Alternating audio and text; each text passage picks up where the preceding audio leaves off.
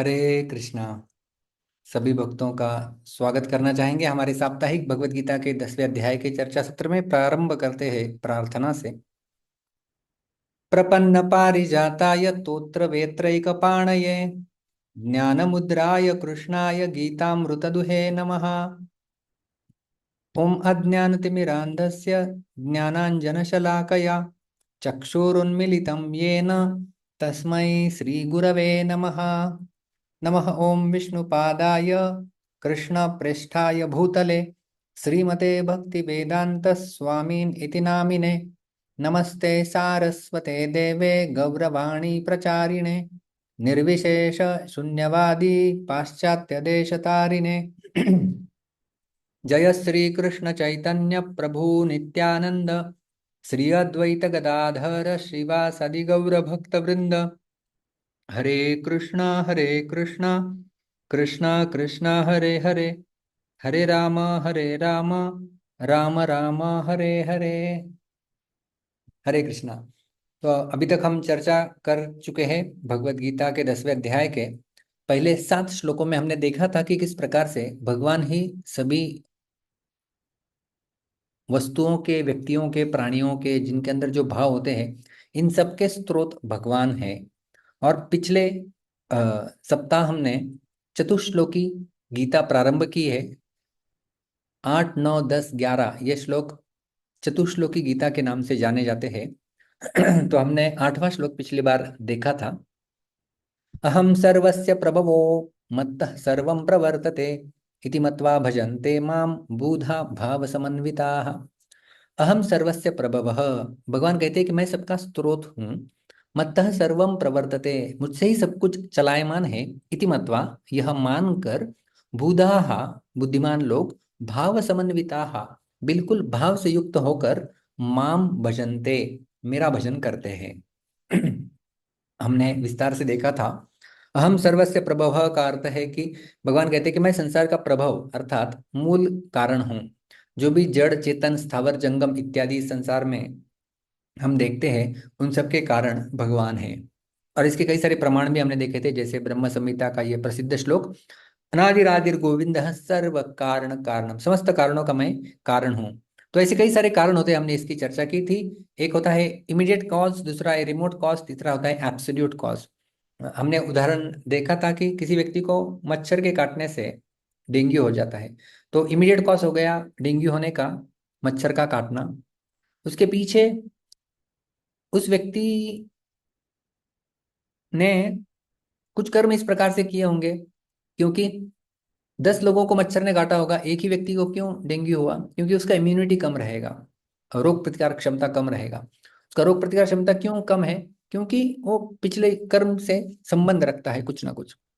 तो ये थोड़ा रिमोट कॉज हो गया, क्यों हुआ है।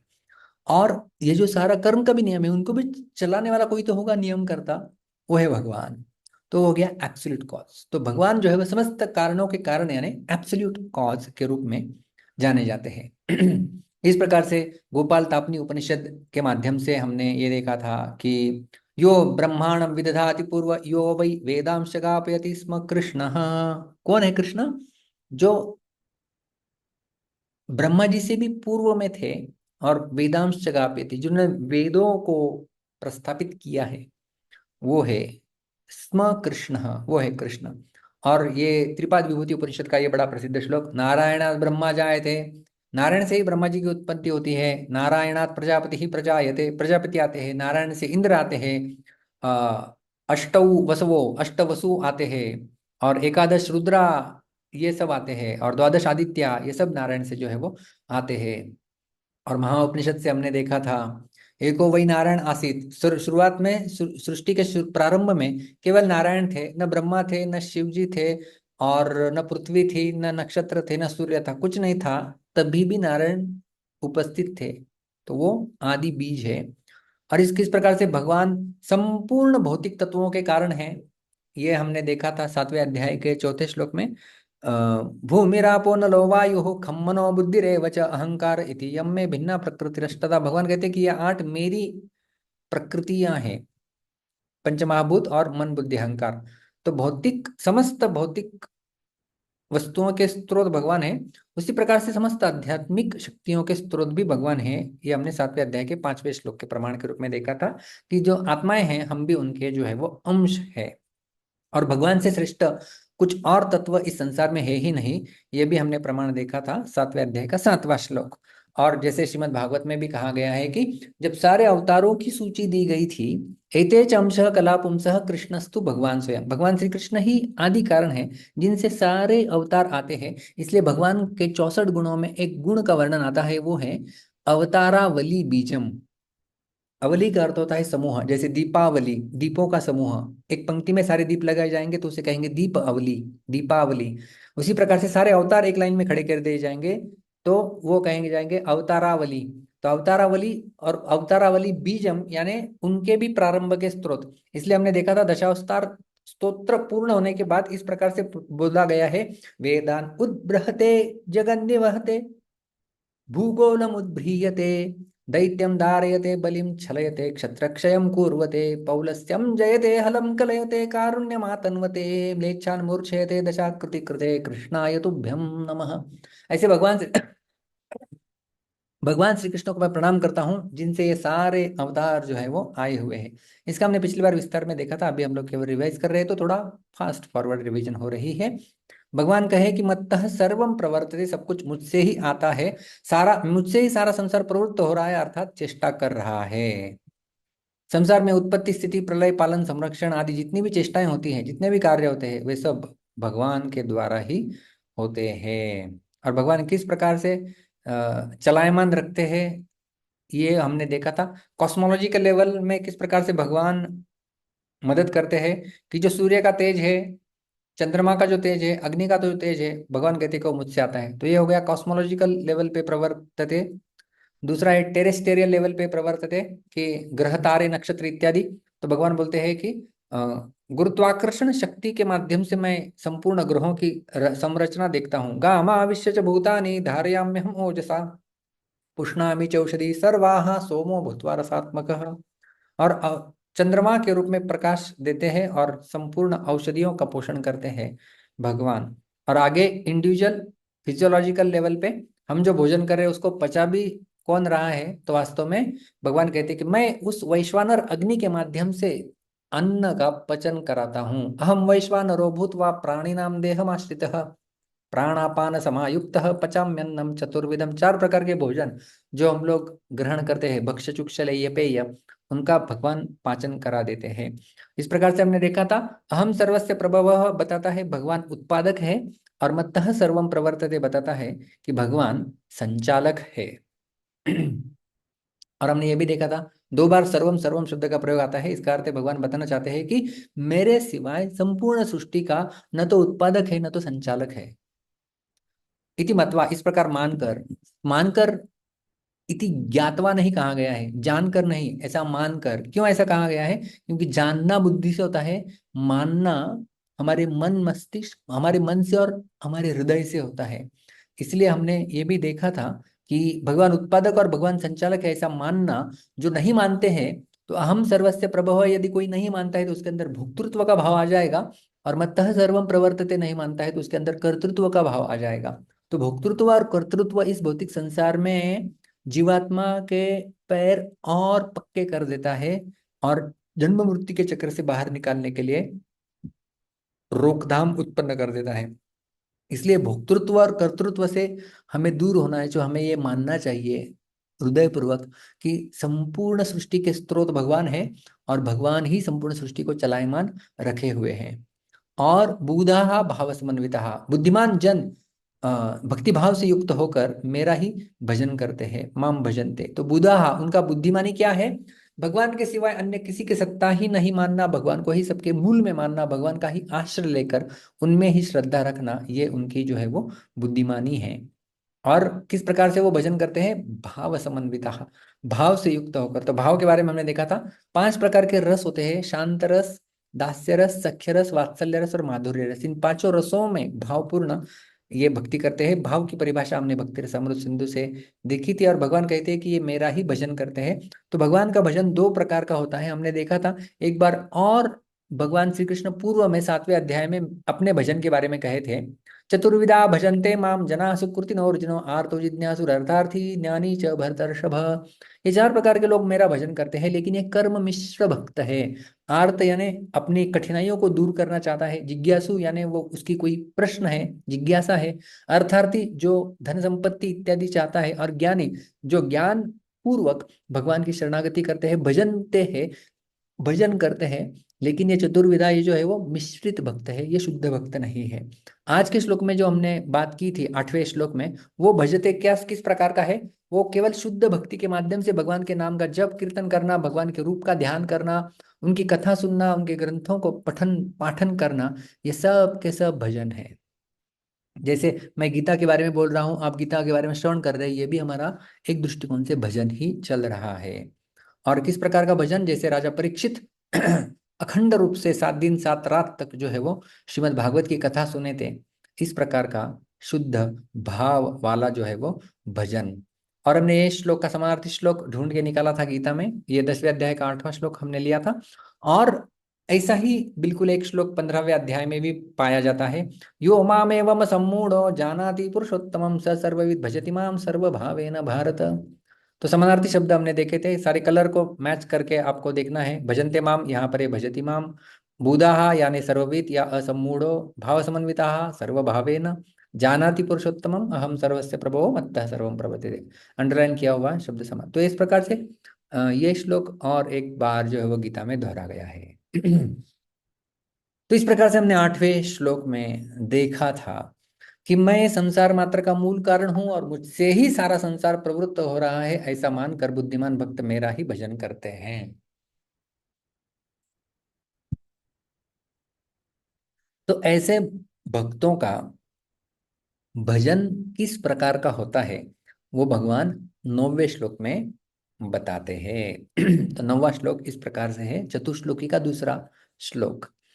मच्चित्ता मद्गत प्राणा बोधयन्तः परस्परं कथयन्तश्च मां नित्यं तुष्यन्ति च रमन्ति च।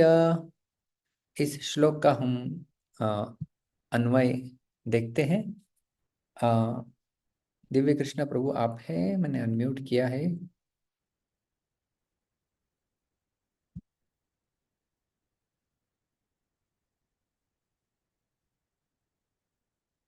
और कौन श्लोक दोहराना चाहेगा तो आप हाथ ऊपर कर सकते हैं।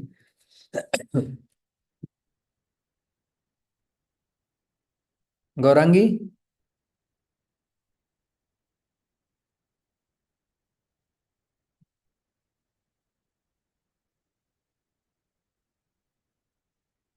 अनम्यूट करो। हरे कृष्ण प्रभु जी, दंडवत प्रणाम। हरे कृष्णा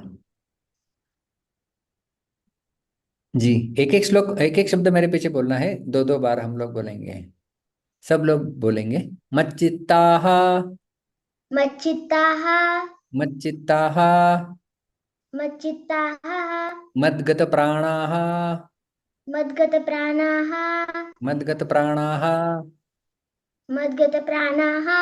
यहाँ पर जो है वो संधि होके विसर्ग का लोप हो जाता है। मच्चित्ता मद्गत प्राणा मच्चित्ता मद्गतप्राणाः बोधयन्तः, बोधयन्तः बोधयन्तः बोधयन्तः परस्परं, परस्परं परस्परं परस्परं कथयन्तः, कथयन्तः कथयन्तः कथयन्तः च, च च।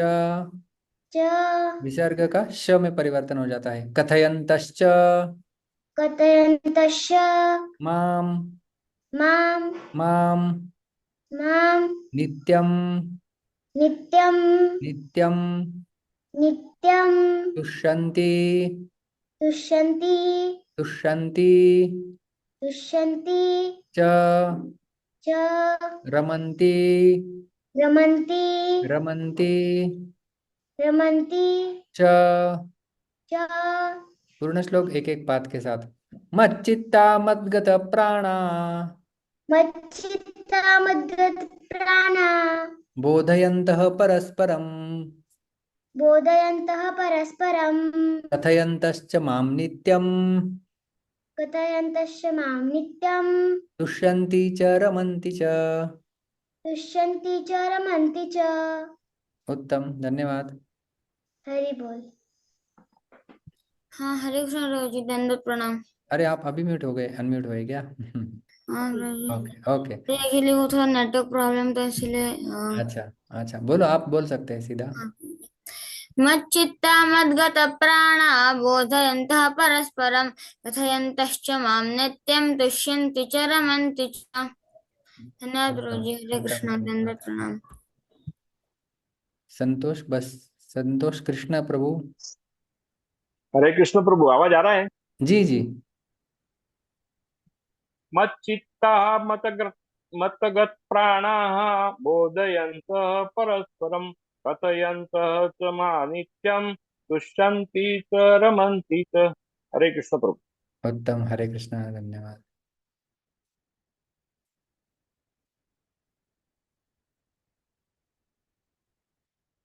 मीना माता जी। हरे कृष्ण प्रभु जी, पंचांग प्रणाम। मच्चित्ता मत्गत प्राणा बोधयन्तः परस्परं कथयन् कथयन्तश्च मां कथयन्तश्च। नित्यं कथयन्तश्च मां नित्यं तुष्यन्ति च रमन्ति च। हरे कृष्ण। उत्तम, धन्यवाद। नागविनी माता जी। हरि बोल, दंडवत प्रणाम प्रभु। हरे कृष्ण। मच्चित्ता मद्गत प्राणा बोधयन्तः परस्परं कथयन्तश्च मां नित्यं तुष्यन्ति च रमन्ति च। उत्तम, धन्यवाद। तिवारी प्रभु। हरे कृष्ण प्रभु जी, दंडवत प्रणाम। हरे कृष्ण। मच्चित्ता मतगत्प्राणा बोधयन्त परस्परं कथयन्तश्च मां नित्यं तुष्यन्ति च रमन्ति च। उत्तम।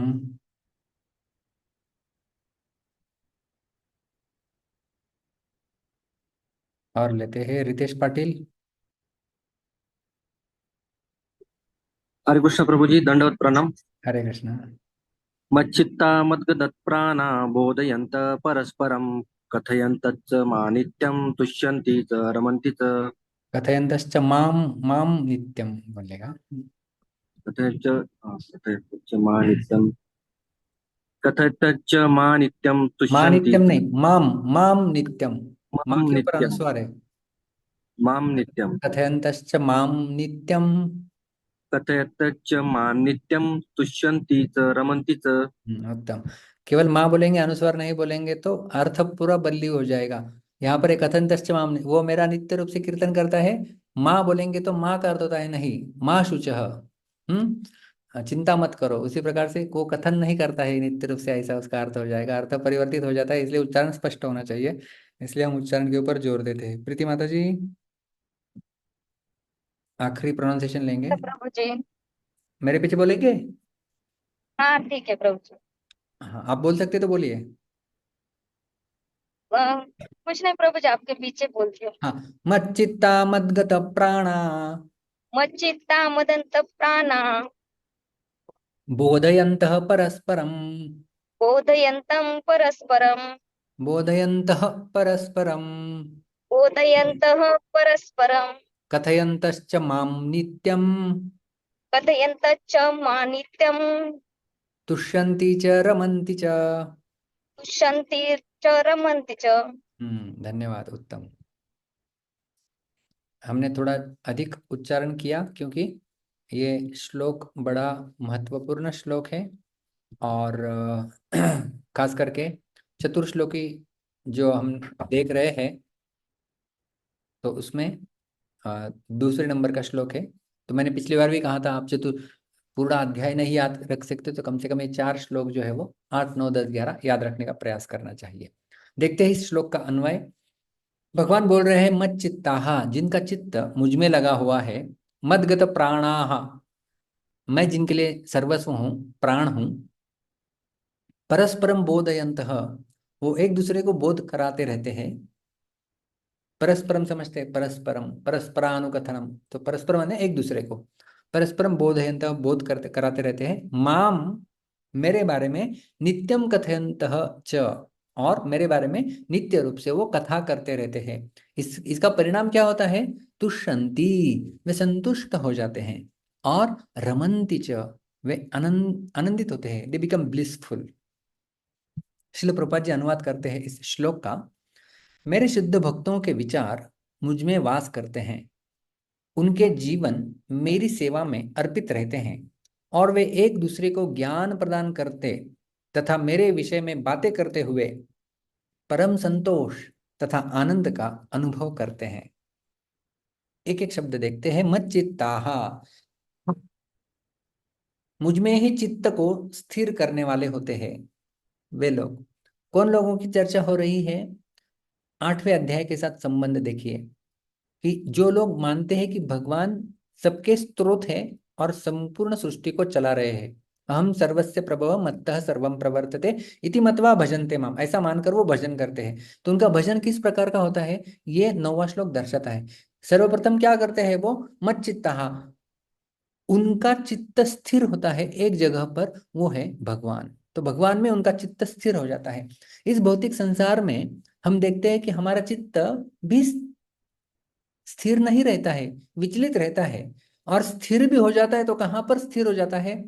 हमारा चित्त में कई बार अ, पैसे होते हैं, चित्त में कई बार कई सारे इंद्रियों को तृप्त करने की अभिलाषा होती है, हमारे चित्त में कई बार पारिवारिक जन होते हैं, चित्त में किसी व्यक्ति के क्रिकेट होता है, किसी के चित्त में पॉलिटिक्स होता है। तो इस प्रकार से जब हमारे पास विचार करने के लिए और कुछ नहीं है, तब हम किसका विचार करते हैं, यह निर्णय करेगा कि हमारा चित्त कहाँ पर है। तो भगवान बोलते हैं कि जो भक्त मेरे भजन में लगे हुए हैं, उनका प्रथम गुण यह है कि उनका चित्त मुझ में आ जाता है। और चित्त में यदि दूसरी कोई वस्तु है तो भगवान हमारे चित्त में नहीं आ सकते। हमने पिछले, मेरे ख्याल से हमारे ही गीता डिस्कशन में हमने चर्चा किया था। श्रीधर स्वामी एक जगह टीका में लिखते हैं, विषयाविष्ट चित्ता नाम विष्णु आवेश सुदूरतः वारुणी दिग्गताम वस्तु व्रजन ऐन्द्रियम किमाप्नुयात्। वो कहते हैं कि विषय आविष्ट चित्ता नाम, जिसके चित्त में विषय विषय रहता है, यानी भोग वस्तुएं रहती है, विष्णु आवेश सुदूरतः, उसके चित्त में विष्णु का आवेश नहीं होगा। जिस प्रकार से वो उदाहरण देते हैं कि यदि पश्चिम की दिशा में किसी व्यक्ति की वस्तु गुम हो गई है तो पूर्व की दिशा में जाके वो वस्तु नहीं मिलने वाली है। उसी प्रकार से चित्त में यदि विषय है तो विष्णु वहां पर नहीं रह सकते। तो ये भगवान के भक्त का भजन का प्रथम गुण है कि उसके चित्त में भगवान रहते हैं, या भगवान के ऊपर उसका चित्त स्थिर रहता है। ये उनका पहला गुण है। और किस प्रकार से हम लोग देखते हैं कि गोपियों का चित्त तो मैंने श्रीमद् भागवत से ऐसे कुछ श्लोक ढूंढ के निकाले हैं। भगवान के महान भक्त, उनका चित्त कहाँ पर है? तो ये गोपियों के बारे में श्रीमद् भागवत में वर्णन आता है। 10वें स्कंद में बताया गया है, यादोहने वहनने मथनोपलेप प्रेङ्खेङ्खनार्बरुदितो क्षणमार्जनादौ गायन्ति चैनमनुरक्त धियोश्रुकण्ठ्यो धन्या व्रजस्त्रिया उरुक्रमचित्तयानाः। देखिए चित्त शब्द यहाँ पर भी आ रहा है, उरुक्रमचित्तयानाः, उनका चित्त कहाँ पर है? तो जब वो गोपियां क्या कर रही है, दोहन, गाय का दोहन कर रही है, दूध निकाल रही है। वहनने, जब वो अपना जो राइस पैडी बोलते हैं उसको, threshing of the rice paddy, जो चावल के अनाज है उसको वो पीट रही है। मथन, जब दही का मंथन कर रही है। उपलेपन, जो दीवार है उनके ऊपर गाय का गोबर का लेपना, उसे उपलेपन कहते हैं। प्रेंकेंख, जब झूले के ऊपर झूला झूल रही है। अर्भरुदितो, जब उनके बच्चे रो रहे हैं उनको वो स्तनपान करा रही है। उक्षण, जब घर के सामने जब हम लोग पानी छिड़कते हैं उसे उक्षण कहते हैं। और मार्जना, दो झाड़ू मारना, तो झाड़ू मारना, पानी डालना, भोजन बनाना, गाय का दूध निकालना, दही का मंथन करना, ये सब करते हुए वो क्या कर रही है? गायन्ति चैनम अनुरक्त धियोश्रु कंठ्यो, उनकी आंखों से अश्रु प्रवाहित हो रहे हैं और कंठ गदगदित होते हुए वो गायन्ति, वो भगवान के नाम का गान कर रही है। इस प्रकार से उनका चित्त जो है वो भगवान में लगा हुआ है। धन्या व्रज स्त्रिया, कितनी धन्य है वो गोपियां जो इस प्रकार से उनका चित्त भगवान में लगा हुआ है। तो यह है मच्चित्ताः का सर्वश्रेष्ठ उदाहरण।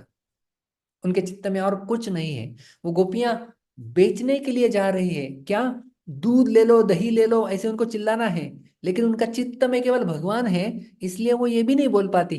विक्रेतु कामा किल गोप कन्या मुरारी पादार्पित चित्त वृत्ति दध्यादिकं मोहवशात अवोचत गोविंद दामोदर माधवेति। इस प्रकार से गोविंद दामोदर स्तोत्र में बताया गया है कि विक्रेतु कामा किल गोप कन्या, गोपियां बेचने के लिए गई है। क्या बेचने के लिए गई है? दूध दही इत्यादि बेचने के लिए गए। विक्रेतु कामा किल गोप कन्या मुरारी पादार्पित चित्त वृत्ति ही, लेकिन उनकी चित्त वृत्ति कहाँ पर है? मुरारी पादार्पित, भगवान श्री कृष्ण के चरण कमलों में उनका चित्त स्थित है। इसलिए दध्यादिकम, दधी दूध दही इत्यादि बेचने के लिए निकल पड़ी है और उनको चिल्लाना है, दही ले लो, दूध ले लो, लेकिन वो चिल्ला रही है गोविंद ले लो, दामोदर ले लो, क्योंकि उनके चित्त में भगवान है। तो बाकी भी नहीं वो बोल पा रही है। यह है भगवान में अपना चित्त को लगाना। और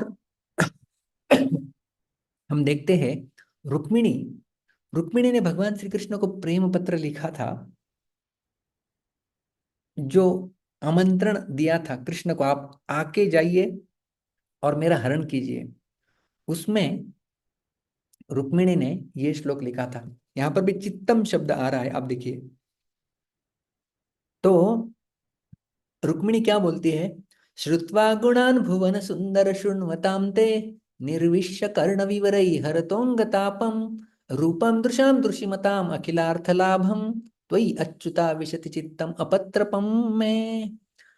क्या कह रही है कि उनका चित्त किस प्रकार से लगा हुआ है वो भी बता रही है, और वो चित्त किस प्रकार क्यों लगा हुआ है वो भी बता रही है, ताकि हमें भी समझ में आए कि हम भी हमारा चित्त कैसे भगवान में लगा सकते हैं। वो कहती है श्रुत्वा गुणान, मैंने केवल आपके गुणों को सुना है। भुवन सुंदर शृण्वताम ते है, भुवन सुंदर कृष्ण, मैंने केवल आपके गुणों को सुना है। और जैसे ही वो गुणों को मैं सुनती हूँ वो मेरे कान के अंदर प्रवेश करते हैं। निर्विश्य कर्ण विवरै हरतोंग तापम, मेरे शरीर का ताप को वो हरण कर देते हैं। और रूपम दृश्याम दृश्यमताम अखिलार्थ लाभम, संपूर्ण हमारे आंखों की सफलता है कि आपके रूप का दर्शन करें, और उसकी मैं कामना कर रही हूं। तो ये अच्युता विशति चित्तम अपत्रपम में, अपत्रपम का अर्थ होता है निर्लज्ज, निर्लज्ज होकर मेरा चित्त आपकी ओर भाग रहा है, आप में ही प्रवेश कर रहा है। ऐसा रुक्मिणी भगवान श्री कृष्ण को प्रार्थना करती है। तो यह है मच्चित्ताः। तो रुक्मिणी बता रही है कि भगवान के बारे में, भगवान के गुणों को सुनकर हमारा चित्त भगवान में लग सकता है। तो हम भी यदि चाहते हैं कि हमारा चित्त भगवान श्री कृष्ण में लगे, तो हमें उनकी कथाओं को, उनके कीर्तन को हमारे कर्णों के माध्यम से सुनना चाहिए। तब जाके चित्त में भगवान आ जाते हैं, या हमारा चित्त भगवान में लग जाता है। दूसरा शब्द भगवान बताते हैं मदगत प्राणाः।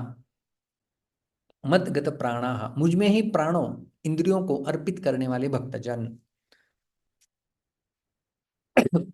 प्राण के दो अर्थ होते हैं। हमारे अंदर प्राण शक्ति है ना, कि कोई व्यक्ति मृत हो जाते तो हम बोलते हैं गत प्राण हो गया, उसके प्राण चले गए।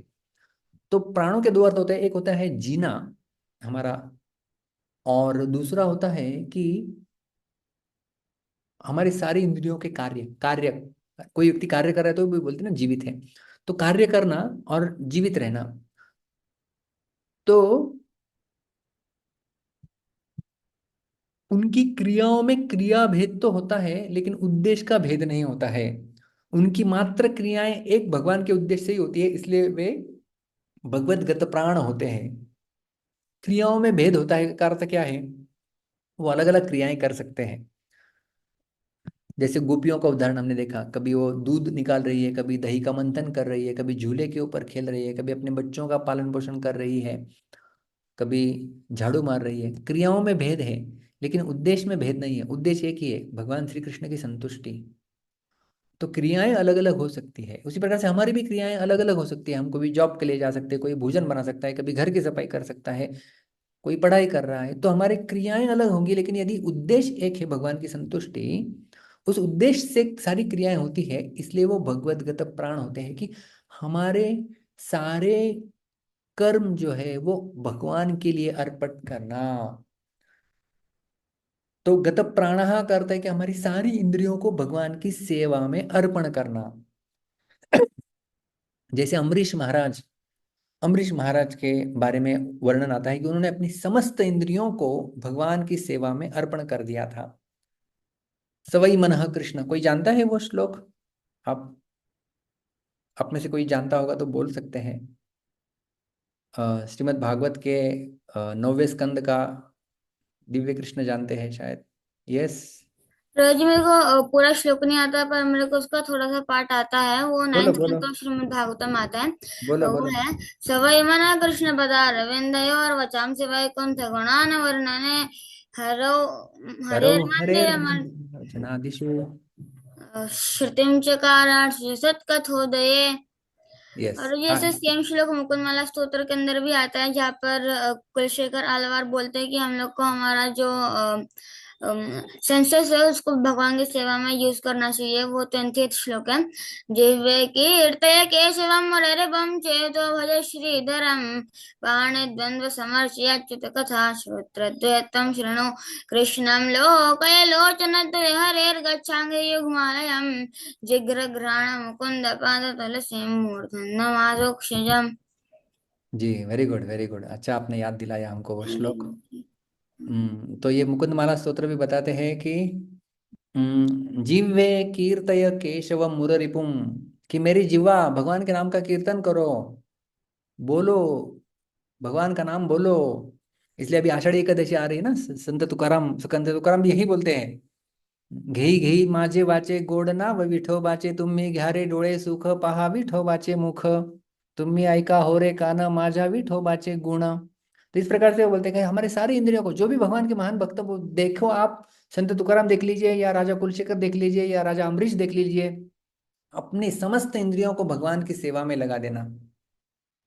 आंखों से भगवान का रूप का दर्शन करना, सिर भगवान के सामने झुकाने के लिए प्रयोग करना, हाथ से मंदिर की सफाई करना, कर्णों से भगवान की कथा सुनना, नासिका से भगवान को अर्पण की हुई फूल तुलसी इत्यादि को सूंघना, जिह्वा से भगवान का प्रसाद ग्रहण करना और भगवान का नाम बोलना, पैरों से मंदिर की प्रदक्षिणा करना या मंदिर तक चलते जाना, और हमारे संपूर्ण शरीर से भगवान के भक्तों का आलिंगन करना। इस प्रकार से हमारी संपूर्ण इंद्रियों को, क्योंकि इंद्रियों की शक्ति मिलती है प्राण से, इसलिए कहा जाता है ना, भगवान श्री कृष्ण का और एक नाम है गोपी प्राण धन।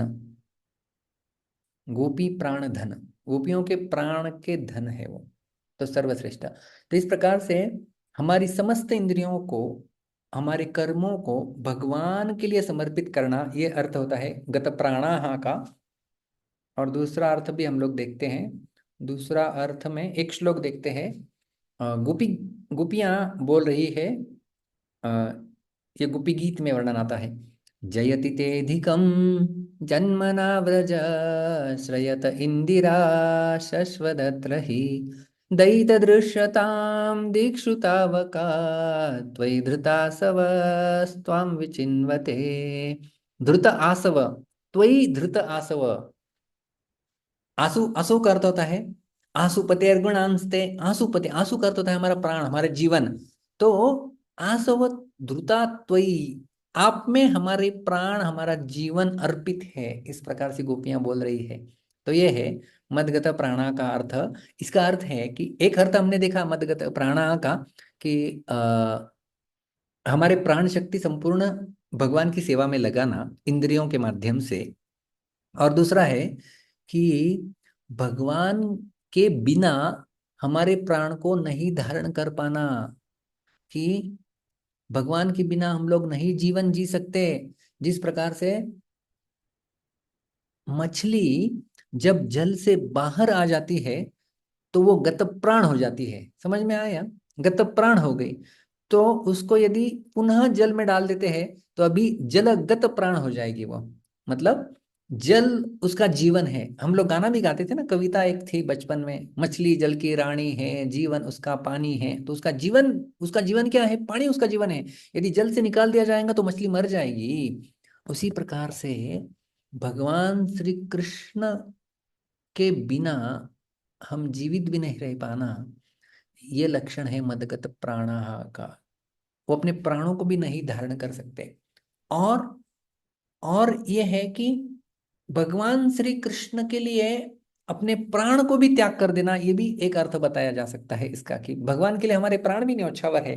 जैसे हम लोग वो प्रसिद्ध कथा बताते हैं, भगवान श्री कृष्ण को सरदर्द होना। आप में से कोई जानता है भगवान श्री कृष्ण को सरदर्द की कहानी?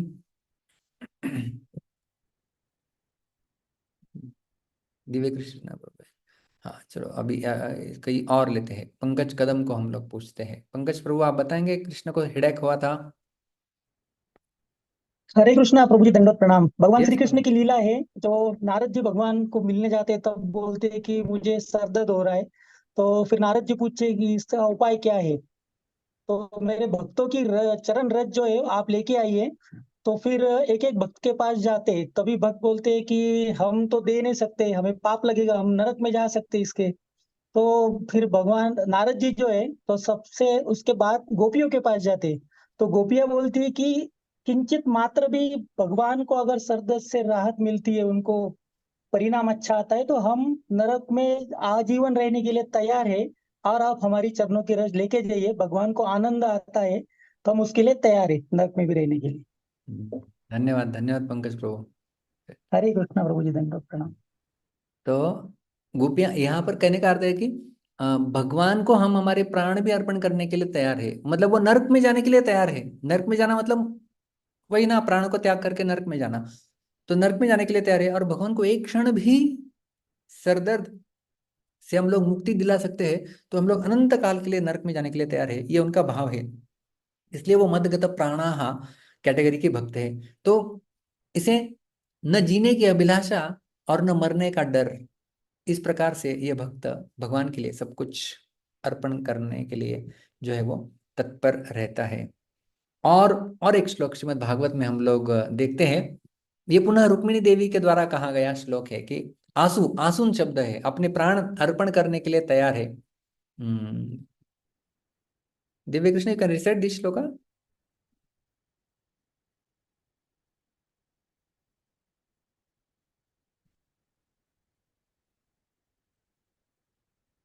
हाँ प्रभु जी। बोलो बोलो। यस्याङ्घ्रि पङ्कजरज सपनं महान्तो वाञ्छन्त्यमापुर पति वाञ्छन्त्यमापरिवृतमनो भरत्ये यदम्बुजाक्ष नलभेय। यर्हाम्बुजक्षणलभये भगवत्प्रसादं जह्याम्सून्नव्रतकृशान् शतजन्मभिस्यात्। Very good. तो यहाँ पर जो है रुक्मिणी देवी बोल रही है भगवान के चरण कमलों का धूलि का गुणगान करते हुए, यस्यांग्रि पंकज रजः स्नपनम महांतो वांछन्ति उमापतिरिव आत्मतमोपहत्यै। यस्यांग्रि, जिनके चरण कमल, पंकज रजः, पंकज प्रभु, हमारे अभी पंकज प्रभु ने कथा सुनाई। पंकज का अर्थ होता है कमल। तो कमल, चरण कमल भगवान के, अंग्री, अंग्री यानी चरण, पंकज यानी कमल। तो कमल के समान भगवान के जो चरण चरण है, चरण कमल, जिसकी रज, जिसकी धूल, स्नपनम महांतो, महांतो बड़े बड़े दिग्गज लोग अपना स्नान करते हैं उस चरण धूलि से, और चाहते हैं, वांछन्ति, कौन चाहते हैं? उमापति, उमापति, उमा यानी पार्वती देवी, उनके पति यानी शिव जी। वांछन्ति उमापति रिवात्म तमोपहत्या, शिव जी जो है वो तमोगुण के अधिष्ठाता देवता है, तो अपने तमोगुण को कम करने के लिए शिव जी भी वो रज चाहते हैं। यर्यम्बुजाक्ष न लभे भवत प्रसाद, यदि मुझे भगवान की कृपा नहीं मिलती है, जय्याम असून वत कृशान अब शतजन्म भी स्यात्, यदि मुझे भगवान की कृपा, ऐसे भगवान की कृपा नहीं मिलती है, तो जय्याम असून, असून मैं अपने प्राणों को त्यागने के लिए तैयार हूं। और एक बार नहीं, शतजन्म भी स्यात्, एक बार प्राण दूंगी, प्राण त्याग दूंगी, नहीं कृपा मिली दूसरा जन्म ले लूंगी, उसमें कृपा नहीं मिली वो भी प्राण त्याग दूंगी, दूसरा कृपा, ऐसे शतजन्म भी स्यात्, ऐसे सैकड़ों बार मैं अपने प्राणों को न्यौछावर करने के लिए तैयार हूं, यदि मुझे भगवान की कृपा उससे मिलने वाली है तो इस प्रकार से गोविंद उसके जीवन बन जाते हैं, और उनके लिए भक्त कुछ भी त्याग करने के लिए तैयार होता है। इसलिए मुकुंद माला स्तोत्र में और एक बार कुलशेखर महाराज बोलते हैं, त्यजन्तु बांधवा सर्वे निंदन्तु गुरुवो जनाः तथापि परमानंदो गोविंदो मम जीवनम, गोविंदो मम जीवनम, गोविंद मेरे जीवन बन गए हैं। और वो कहते हैं, त्यजन्तु बांधवा सर्वे, मेरे सारे बांधव मुझे त्याग कर देंगे, निंदन्तु गुरुवो जनाः, बाकी सारे श्रेष्ठ लोग यदि मुझे मेरी निंदा करे तथापि परम, लेकिन फिर भी मैं आनंदित रहूंगा। क्यों? क्यों? गोविंदो मम जीवनम, गोविंद मेरे अभी जीवन बन गए हैं। तो इस प्रकार से हमने भगवान को हमारे प्राण, हमारे सर्वस्व मान लेना चाहिए और उनके लिए हमारी सारी इंद्रियां जो है वो उनकी सेवा में खर्च करनी चाहिए। तो इस प्रकार से हम लोग यदि देखें तो जो मच्चित्ताहा है, चित्त है, that is about internal absorption, हमारा चित्त भगवान में लगे। और मदगत प्राणाह जो है दैट इज एक्सटर्नल डेडिकेशन, बाह्य रूप से हम उनकी सेवा में लगे। तो इंटरनल एब्सॉर्प्शन के साथ एक्सटर्नल डेडिकेशन भी है। मैं केवल भगवान में मेरा चित्त लगा रहा हूं, मैं कुछ करूंगा नहीं, जी नहीं, सेवा कीजिए हाथ से, चरणों से, आंखों से, इस प्रकार से। और आगे बढ़ते हैं, परस्परम बोधयंतः, परस्पर मेरा बोध कराते हुए दूसरों को, परस्पर यानी एक दूसरे को वो अपना बोध कराते हैं, भगवान का बोध कराते हैं, अपने स्वयं के साक्षात्कार सुनाएंगे। मैंने इस प्रकार से देखा था, जैसे पंकज प्रभु ने अभी हमें कथा सुनाई, तो इस प्रकार से जब मिलेंगे तो बोध कराएंगे, कथा सुनाएंगे। परस्परम बोधयंत, जब दो भगवत भक्त एक साथ मिलते हैं और आपस में भगवत संबंधी बातें चल पड़ती है, तब किसी के मन में किसी तरह का भगवत संबंधी विलक्षण भाव पैदा होता है तो वह उसे प्रकट कर देता है, और दूसरे के मन में और तरह का भाव पैदा होता है तो वह भी उसे प्रकट कर देता है। इस प्रकार आदान प्रदान होता है और नए नए भाव प्रकट होते हैं। अपने साक्षात्कार को बताना यह है बोधयंतः। और ये बोधयंतः श्रीमद् भागवत के दशम स्कंद में इसका वर्णन आता है। सतामयं सारभृतां निसर्गो यदर्थवाणी श्रुतिचेतसामपि प्रतिक्षणं न व्यवदच्युतस्य यत् स्त्रिया विटानाम इव साधु वार्ता। कि ये जो दो लोग एकत्रित आ जाते हैं तो इनकी चर्चा क्या होती है, तो बड़ा सुंदर बताया गया है। सतामयम सारभृताम निसर्गो, कि ऐसे भगवान के जो भक्त हैं उनके लिए भगवान ही मानो सार है। और यदर्थवाणी श्रुतिचेत सामपि, और भगवान के लिए उनकी वाणी और उनके कान, उनका चित्त जो है वो समर्पित है। और इस प्रकार से जब वो कथा सुनते हैं, एक दूसरे को मिलते हैं, तो अपना बोधयंत चलता है। और प्रतिक्षणम नव्य अच्युतस्य यत्, प्रतिक्षण उन्हें यह नित्य नवीन लगता है।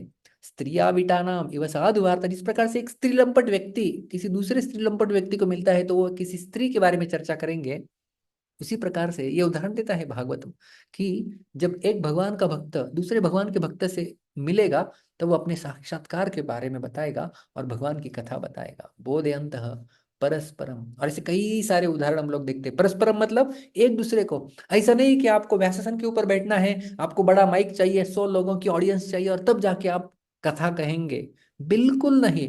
आपको एक जन मिल गया, दूसरा आप जन है, एक श्रोता चाहिए, एक वक्ता चाहिए, बस, और कुछ नहीं चाहिए, कहने की इच्छा चाहिए। देखिए कितना आनंद आएगा। इस प्रकार से हमें भागवतम का आश्रय लेना चाहिए। और इससे ऐसे कई सारे उदाहरण है, मैंने कुछ उदाहरण आपके सामने प्रस्तुत किए हैं। एक है मैत्रेय विदुर संवाद। मैत्रेय मुनि, उन्होंने भागवतम सुन रखा था, सारा ज्ञान सुन रखा था। जब भगवान कृष्ण उद्धव को बोल रहे थे वही मैत्रेय ने भी सुना था। मैत्रेय के पास विदुर जाते हैं और विदुर मैत्रेय इन दोनों का संवाद है। संपूर्ण भगवत गीता केवल कृष्ण और अर्जुन का संवाद है। नारद मुनि और व्यासदेव, व्यासदेव जब असंतुष्ट थे इतना सब कुछ लिखने के बाद भी, तब नारद मुनि आते हैं। नारद मुनि ने अपना साक्षात्कार, अपनी संपूर्ण स्टोरी नारद मुनि ने सुनाई। वो बोधयंत था एक दृष्टिकोण से देखा जाए तो। मैं एक दासी पुत्र था, फिर कैसे मैंने उन भक्तों की सेवा की, उनका उच्छिष्ट भोजन किया और मेरी भक्ति में प्रगति हुई। नारद मुनि बताते हैं मैं कैसे भक्त बना, संपूर्ण स्टोरी ये है बोधयंत। षड गोस्वामी जब एक साथ मिलते थे एक दूसरे को, वो वही भगवान की कथा बताते थे। और हम लोग देखते हैं चैतन्य महाप्रभु जब संन्यास लेने के पश्चात शांतिपुर से जब जगन्नाथपुरी जा रहे थे, तो चैतन्य महाप्रभु केवल 4 भक्तों के साथ जा रहे थे। नित्यानंद, जगदानंद, दामोदर, मुकुंद, 5 लोग जा रहे हैं। और चैतन्य चरितामृत मध्य लीला आप खोलेंगे तो माधवेंद्र पुरी की और खीरज और गोपीनाथ इसकी कथा आती है। वो चैतन्य महाप्रभु स्वयं अन्य 4 भक्तों को सुनाते हैं। और जो है अगले अध्याय में मध्य लीला के मेरे ख्याल से चौथा 5वां अध्याय है, आगे चल के साक्षी गोपाल की कथा आती है। वो नित्यानंद प्रभु स्वयं अन्य 4 भक्तों को सुनाते हैं। तो देखिए 4-5 भक्त मिलके एकत्रित आके जो है वो कथा हो रही है। इसका इसलिए भगवान के बारे में बोलना, उसके लिए आपको बहुत ऑडियंस चाहिए, 100 लोग चाहिए, 1000 लोग चाहिए, तब मैं माइक रहेगा मेरे सामने और मैं कथा करूंगा। इस प्रकार का बोधयंत परस्परम नहीं है। 4-5 लोग एकत्रित आ गए, बस भगवान का कथन हो, कीर्तन हो, इसी प्रकार से हो सकता है। जैसे गोपियों के बारे में गृहे गृहे गोपवधू कदम्बा सर्वे मिलित्वा समवाय योगे पुण्यानि नामानि पठन्ति नित्यं गोविंद दामोदर माधवेति।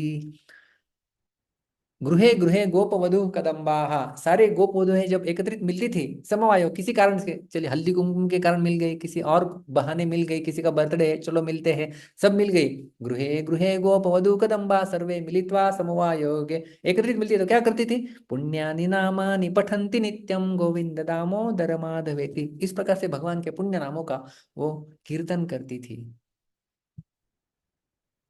आप कुछ बोलना चाहते हैं? तो जी जैसे लॉर्ड शिवा और प्रचेतास को वो रुद्र गीता सिखाते हैं, तो वो भी एक जी एग्जाम्पल है। जी, और वो भी फिर एक एग्जाम्पल है। नारद मुनि प्राचीन बलि को जाके बताते हैं, वो भी एक एग्जाम्पल है। Yes yes yes, very good. ये भी एग्जाम्पल्स है। तो ऐसे कई सारे एग्जाम्पल्स हम लोग जो है वो देख सकते हैं, श्रीमद् भागवत में आते हैं। अच्छा, दिव्य कृष्ण ने अच्छे उदाहरण ऐड किए क्या। तो ऐसे कई सारे उदाहरण हैं जो एक व्यक्ति दूसरे व्यक्ति के साथ मिल गया और कृष्ण की कथा चर्चा करना उन्होंने प्रारंभ कर दिया है। और आगे है माम नित्यम कथयन्तः च, सदैव मेरे ही विषय में वो कथन करते हुए, सदैव मेरे विषय का कथन वो जो है वो नित्यम, सदा, ऐसा नहीं कि केवल सुबह या केवल शाम, नित्यम, सदैव माम, मेरे विषय में कथयन्तः, कथा करते रहते हैं। भगवान के प्रेमी भक्तों को कोई सुनने वाला मिल जाता है तो वे उसको भगवान की कथा, गुण, प्रभाव, रहस्य इत्यादि सुनाते हैं, और कोई सुनाने वाला मिल जाता है तो स्वयं सुनने के लिए बैठ जाते हैं।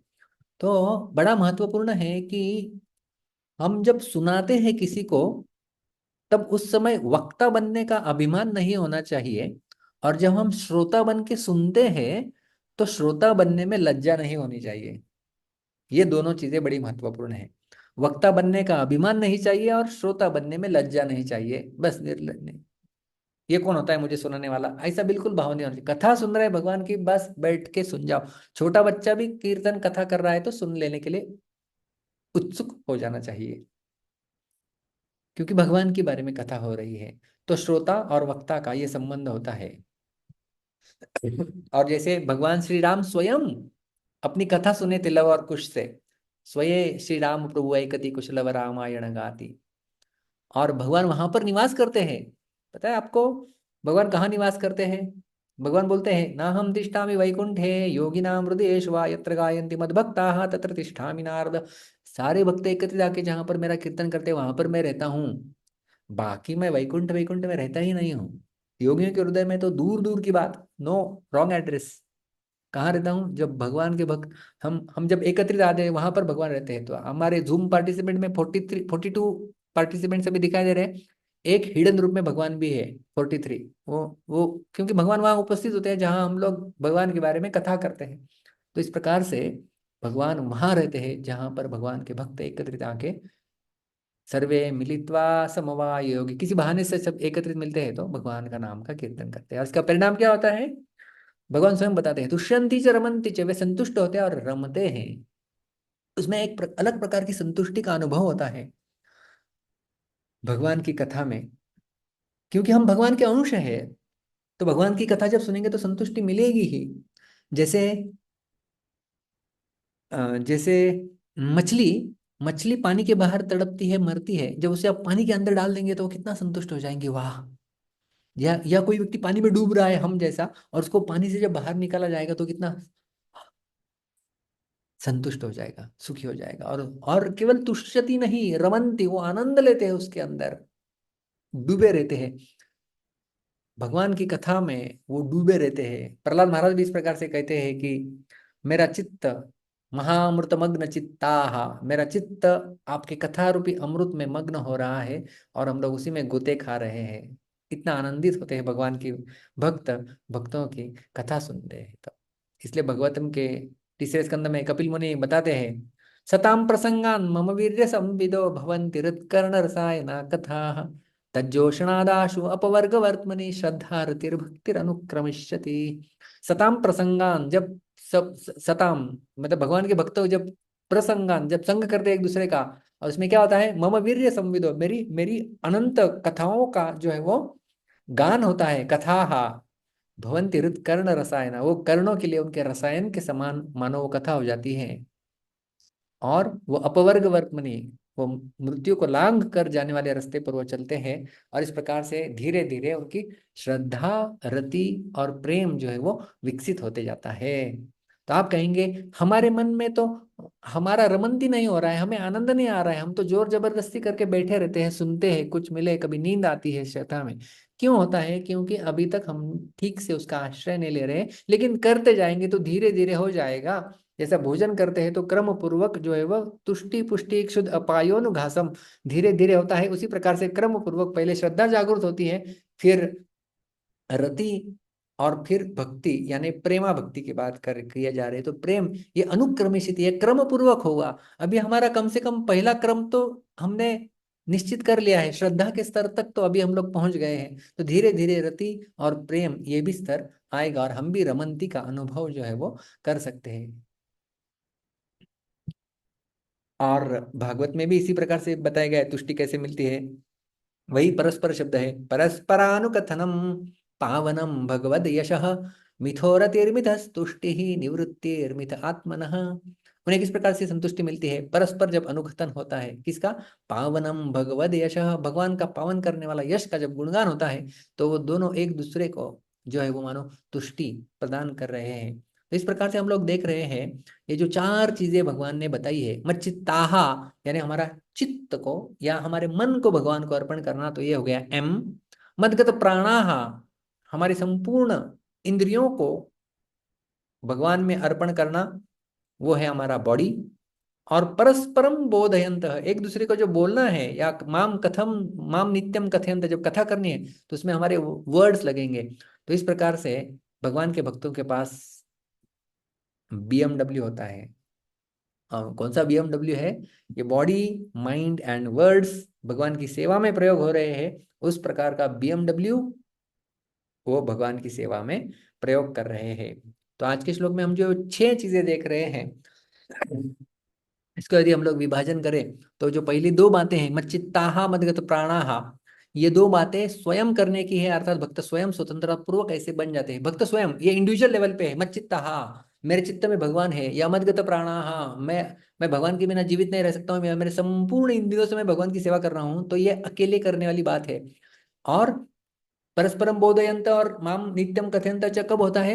जब 2 भक्त आपस में आते हैं, तो मिलने पर ये 2 बातें होती है। तीसरी चौथी 2 लोग, ऐसे 2 लोग जिनका मदगत मदगत प्राणा हो गया है, वो 2 जब एकत्रित आएंगे तो परस्परम बोधयंत भगवान के बारे में कथा होंगी। जब मच्चित्ता मदगत प्राणा नहीं है, जब उनका चित्त भगवान में नहीं लगा हुआ है, चित्त कहीं और है, पैसे में लगा हुआ है, और मदगत प्राणा नहीं है, हमारी इंद्रियों से कहीं और की भी सेवा कर रहे हैं, तो जब ऐसे 2 लोग एकत्रित आएंगे तो इसके चित्त में जो है उसी की चर्चा होगी। इसलिए आप देखेंगे स्कूल में जाने वाले विद्यार्थी, जब 2 ऐसे स्टूडेंट में एकत्रित मिल जाते हैं, तो वो फिर क्रिकेट की चर्चा करेंगे, फिल्म की चर्चा करेंगे। इस प्रकार से दो दो लोग कॉर्पोरेट वाले जब जॉब करेंगे, एक साथ मिलेंगे, तो वो लोग पैसे की चर्चा करेंगे, पगार की चर्चा करेंगे और पॉलिटिक्स की चर्चा करेंगे। लेकिन 2 भक्त जिनका मत चित्ता मत गत प्राणा इंडिविजुअल लेवल पे हो गया है सफल, वो जब एक दूसरे के साथ आएंगे तब वो परस्परम बोधयंतः और माम नित्यम कथयंतः ये करेंगे। और तुष्यंति च रमन्ति च, ये 2 बातें हैं, ये फल रूप में उनको मिलती है। फल मिल गया, क्या फल मिल गया? तुष्यंति दे आर सेटिस्फाइड एंड रमन्ति दे आर ब्लिसफुल। तो इस प्रकार से ये श्लोक हम लोग चतुश्लोकी का देख रहे हैं, बड़ा सुंदर श्लोक है। भगवान कहे हैं, पिछले श्लोक में हमने देखा 8वें श्लोक में कि जो अहम सर्वस्य प्रभुः मत्तः सर्वं प्रवर्तते इति मत्वा भजन्ते मां बुधा भाव समन्वितः, वो भावपूर्वक मेरा भजन करते हैं। उनके भजन का प्रकार किस प्रकार का होता है? तो सर्वप्रथम मच्चित्तः, उनका चित्त भगवान में स्थिर होता है। चित्त में और कोई वस्तु, व्यक्ति, स्थिति नहीं होती है। चित्त केवल एकमात्र भगवान में लगा होता है। हमने कई सारे उदाहरण देखे, गोपियों का चित्त किस प्रकार से भगवान में लगा था, और रुक्मिणी देवी किस प्रकार से वो कहती है कि तोई अर्पिता चित्तम अपत्रपम में, मैंने अपना चित्त आपको अर्पण कर दिया है। और किस प्रकार से? श्रुत्वा गुणान भुवन सुंदर शृण्वताम ते, मैंने केवल सुनकर मेरा चित्त आप में लग रहा है, मैं क्या करूं।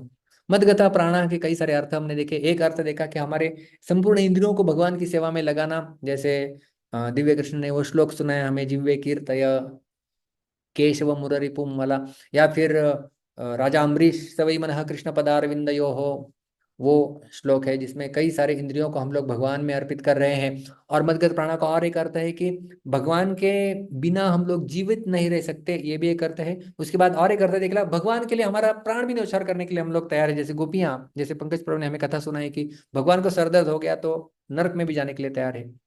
परस्परम बोधयन्तः, जब एक दूसरे के साथ मिलते हैं तो फिर बोध कराते हैं, अपना साक्षात्कार बताते हैं, कुछ सुनाते हैं। और हमने कई सारे उदाहरण देखे कि विदुर मैत्रेय संवाद देखा, भगवान श्री कृष्ण अर्जुन संवाद देखा, या कपिल मुनि माता देवहूति वो भी संवाद।